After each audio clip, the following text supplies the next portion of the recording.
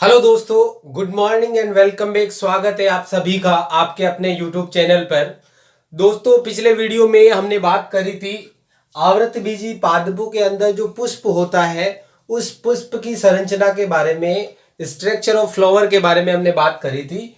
तो आज हम इसी क्रम में आगे बात करने वाले हैं। पुष्प की संरचना की अगर हम बात करें तो पुष्प के चार मुख्य अवयव होते हैं, चार मुख्य भाग होते हैं। सबसे बाहरी जो अवयव होता है वो होता है बाह्य दलपुंज। सबसे बाहर का चक्र होता है, ये हरे रंग का होता है। इसी तरह उसके ठीक अंदर की तरफ दूसरा जो चक्र होता है, दूसरा जो अवयव होता है वो होता है दलपुंज। और इसके ठीक अंदर की तरफ तीसरा जो पुष्प का अवयव होता है वो होता है पुमंग। और सबसे अंदर की तरफ होता है जायांग या स्त्री केसर। ये पुष्प का चौथा चक्र होता है। यानी आवृतबीजी पादपों के पुष्पों के अंदर चार मुख्य अवयव होते हैं, चार मुख्य भाग होते हैं। पहला भाग बाह्य दल, एक अवयव को बाह्य दल कहेंगे, लेकिन ये पूरे चक्र के रूप में चारों ही तरफ होते हैं, तो इसको हम बाह्य दल पुंज कहेंगे। ये पहला चक्र हो गया, पहला अवयव हो गया। उसके ठीक अंदर की तरफ जो अवयव है उसका नाम दल, लेकिन ये भी एक चक्र के रूप में चारों ही तरफ होते हैं, तो इसलिए इसको दलपुंज कहेंगे। उसके ठीक अंदर की तरफ पुंकेसर होता है। इस पुंकेसरों को भी सम्मिलित रूप से आपस में मिलाकर के पुमंग कहा जाता है। ये पुष्प का तीसरा मुख्य चक्र हो गया। और सबसे अंदर की तरफ होता है जायांग या इसको स्त्री केसर भी बोलते हैं। तो चार मुख्य चक्र होते हैं, या ये कहे चार मुख्य अवयव होते हैं एक आवृतबीजी पादपों के पुष्प के अंदर। तो इसी के आधार पर ये जो चारों अवयव होते हैं, इन चारों अवयवों की उपस्थिति के आधार पर आवृतबीजी जो पादप होते हैं उनके पुष्प भी दो तरह के होते हैं। पहले हम बात करते हैं पूर्ण पुष्प के बारे में। पूर्ण पुष्प, अंग्रेजी में इसको कहेंगे कंप्लीट फ्लावर, पूर्ण पुष्प। यानी ऐसा पुष्प जिसमें पुष्प के ये चारों ही अवयव, चारों ही चक्र, बाह्य दलपुंज, दलपुंज, पुमंग और जायांग, ये चारों अवयव जिस पुष्प में उपस्थित होते हैं उस पुष्प को हम क्या कहते हैं? पूर्ण पुष्प। यानी ऐसा पुष्प जिसमें पुष्प के चारों चक्र या अवयव उपस्थित होते हैं,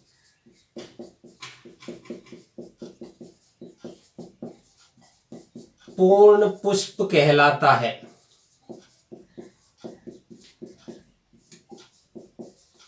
अब ये पूर्ण पुष्प कौन कौन से पौधों के अंदर हमको देखने को मिलता है, तो इसके एग्जाम्पल की हम बात करते हैं, उदाहरणों की हम बात करते हैं।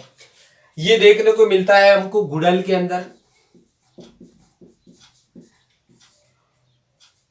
China rose. इसी तरह मटर के अंदर, सरसों के अंदर आदि। यानी गुड़हल, मटर, सरसों, इन सब के फूलों के अंदर पुष्प के चारों ही अवयव, बाह्य दलपुंज, दलपुंज, पुमंग और जायांग, चारों उपस्थित होते हैं। तो ये सभी पुष्प जो है वो पूर्ण पुष्प, कंप्लीट फ्लावर कहलाते हैं। अब हम बात करते हैं दूसरे मुख्य प्रकार के बारे में, जिसको हम कहेंगे अपूर्ण पुष्प, इनकम्प्लीट फ्लावर। अपूर्ण पुष्प, इनकम्प्लीट फ्लावर। अब अपूर्ण पुष्प किसको कहेंगे? कि ऐसा पुष्प जिसमें पुष्प के ये जो चारों अवयव होते हैं, इन चारों ही अवयवों में से, चारों ही चक्रों में से कोई भी एक अनुपस्थित होता है, एब्सेंट होता है। तो ऐसे जो पुष्प होते हैं वो अपूर्ण पुष्प कहलाते हैं। यानी ऐसे पुष्प जिसमें पुष्प के चारों चक्र, अब चारों चक्र कौन कौन से होते हैं, कोष्ठक में अपन चाहे तो लिख सकते हैं, बाह्य दलपुंज, उसके बाद दलपुंज, पुमंग वे जायांग,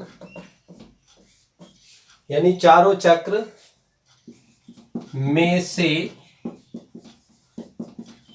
कोई एक चक्र अनुपस्थित होता है, अपूर्ण पुष्प कहलाता है या इनकम्प्लीट फ्लावर कहलाता है। यानी चारों में से कोई भी एक अवयव नहीं होता है तो ऐसे पुष्प जो होते हैं वो अपूर्ण पुष्प कहलाते हैं। उदाहरणों की अगर हम बात करें तो इसके जो उदाहरण है वो है लौकी और पपीता। एग्जाम्पल की अगर हम बात करें कि इसका एग्जाम्पल क्या होगा, उदाहरण क्या होगा, तो लौकी और पपीते, लौकी पपीता आदि, यानी लौकी और पपीते के जो पुष्प होते हैं, फूल होते हैं, उनमें चारों ही चक्र जो होते हैं उनमें से कोई ना कोई एक एब्सेंट होता है, यानी या तो पुंकेसर अनुपस्थित रहेंगे या फिर स्त्री केसर या जायांग अनुपस्थित रहेंगे, मतलब जनन चक्र दोनों में से कोई एक ही उपस्थित रहेगा। तो ऐसे पुष्प जो होते हैं वो अपूर्ण पुष्प कहलाते हैं। ये तो हो गई पुष्पों की बात, यानी पुष्प की जो संरचना होती है उसमें जो अवयव होते हैं उसके आधार पर पुष्प जो होते हैं वो दो तरह के होते हैं, पूर्ण पुष्प और अपूर्ण पुष्प। अब हम बात करते हैं पुष्प के आवश्यक चक्र के बारे में और सहायक चक्र के बारे में।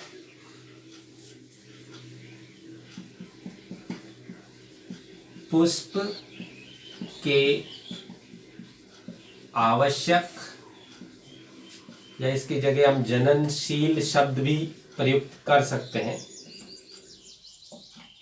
जननशील चक्र, पुष्प के आवश्यक या जननशील चक्र,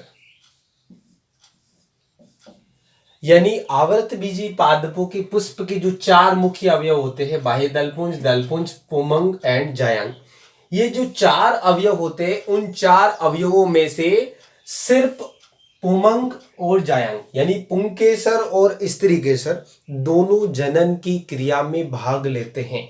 यानी पुमंग जो होता है उनके अंदर नर युग्मक बनते हैं और जायांग जो होते हैं इनके अंदर मादा युग्मक बनते हैं, और सिर्फ यही दो अवयव ऐसे होते हैं जो जनन की क्रिया में भाग लेते हैं, प्रजनन में भाग लेते हैं, इसलिए इनको पुष्प के आवश्यक या जननशील चक्र कहते हैं। यानी क्या होगी इसकी परिभाषा कि पुमंग वे जायांग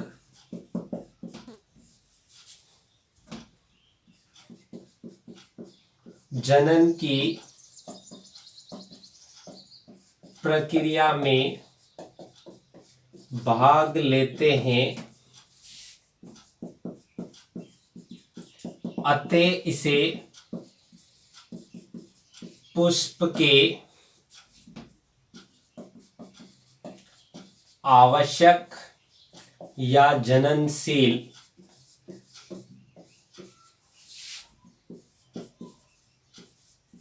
चक्र कहते हैं। इसी तरह दूसरी जो परिभाषा बचती है यहां पे वो आती है पुष्प के सहायक चक्र।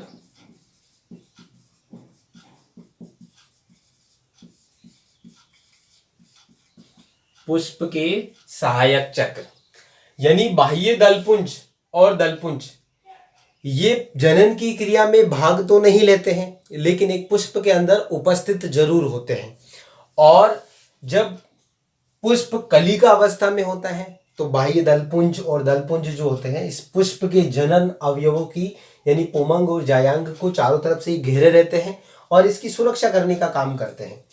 तो यानी बाह्य दलपुंज और दलपुंज जो है वो जनन की क्रिया में भाग तो नहीं लेते हैं। यानी सहायक चक्र में हम क्या बात करेंगे कि बाह्य दलपुंज वे दलपुंज जनन की प्रक्रिया में भाग नहीं लेते हैं,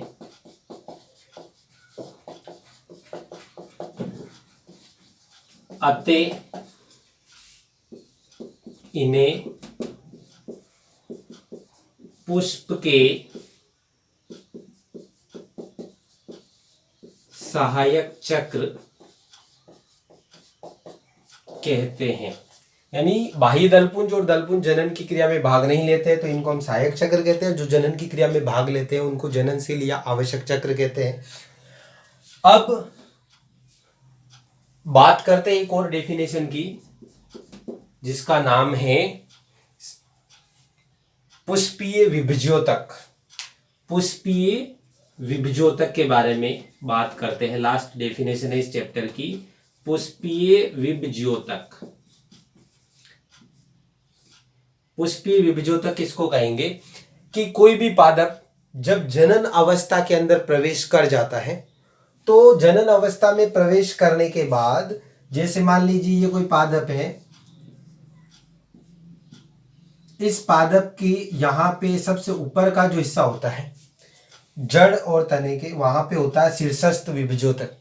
तो इस शीर्षस्थ विभज्योतक की जो कोशिकाएं होती है, इनमें कोशिका विभाजन होता है और इसी के फलस्वरूप नई नई पत्तियां निकलती जाती है। लेकिन जब इसकी जनन प्रावस्था प्रारंभ होती है तो उस दौरान ये जो शीर्षस्थ विभज्योतक होता है वो पत्तियों को बनाना बंद कर देता है और पत्तियों के स्थान पे पुष्प बनाना प्रारंभ कर देता है। तो उस विभज्योतक ऊतक को हम पुष्पीय विभज्योतक कहते हैं। यानी पादप की जनन अवस्था में पहुंचने पर परिभाषा क्या हो गई कि पादप के जनन अवस्था में पहुंचने पर शीर्षस्थ